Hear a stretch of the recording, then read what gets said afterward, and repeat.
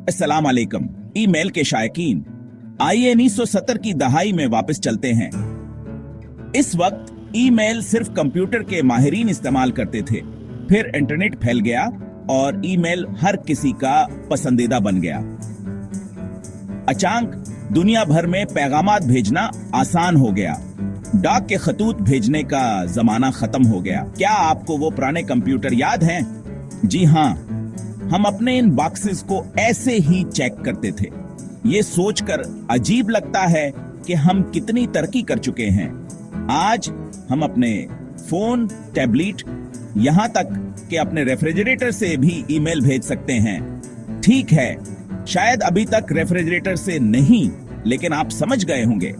Email हर जगह है। Dial up connection के इन इब्तदाई दिनों से लेकर आज के तेज रफ्तार इंटरनेट तक ईमेल जदीद मुवासलात की बुनियाद बन चुका है।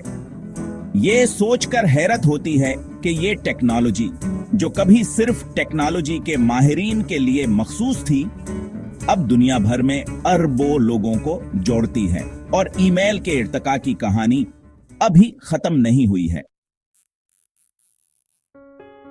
याद है जब आप कॉलेज के लिए घर से दूर गए थे और आपका खानदान बहुत दूर महसूस होता था?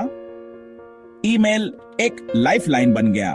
फासले के बावजूद राब्ते में रहने का एक जरिया, खबरें शेयर करना, मजाहिया कहानियां, यहां तक कि सिर्फ एक छोटा सा आपकी याद आ रही है का पैगाम भेजना बहुत आसान हो गया।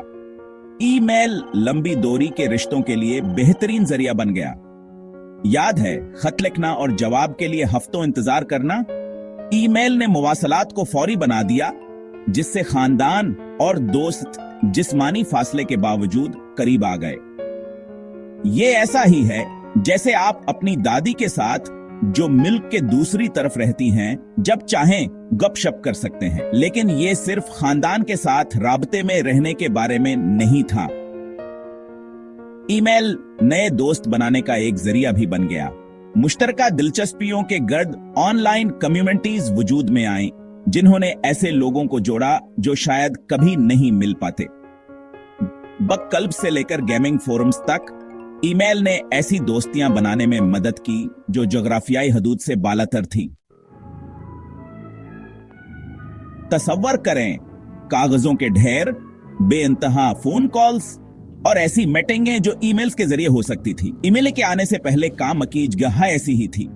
अचानक मवासलात तीज तर ज्यादा मसर और कमाफरत अफ्रीका शिकार हो गया। ईमेल तावन का बेहतरीन जरिया बन गया। दस्तावेजात का इश्तराक, मंसूबों की पेशरफ्त पर नजर रखना और मुख्तलिफ शाबों के साथियों के साथ तालमेल बिठाना बेहद आसान हो गया। किसी से बात करने के लिए इनके डेस्क पर होने का इंतजार करने की जरूरत नहीं रही। बस इन्हें एक ईमेल भेजें और काम करवाएं। लेकिन यह सिर्फ रफ्तार और कारकर्दगी के बारे में नहीं था।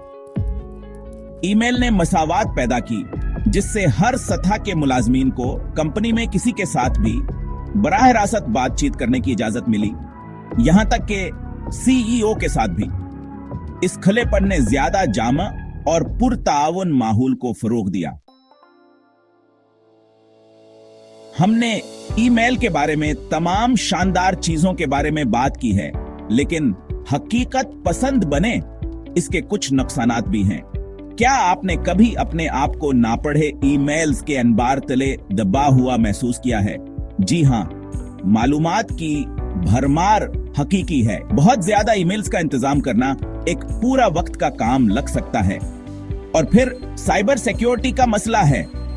फिशिंग स्कैंडल, स्पैम, वायर्स, ये आपको अपना कंप्यूटर बंद करके छुपने पर मजबूर करने के लिए काफी हैं। हमें अपने डिजिटल आप को बचाने के लिए होशियार रहना होगा। तो जी हाँ, ईमेल एक ताकतवर जरिया है, लेकिन किसी भी जरिया की तरह इसके अपने फायदे और नुकसानात हैं।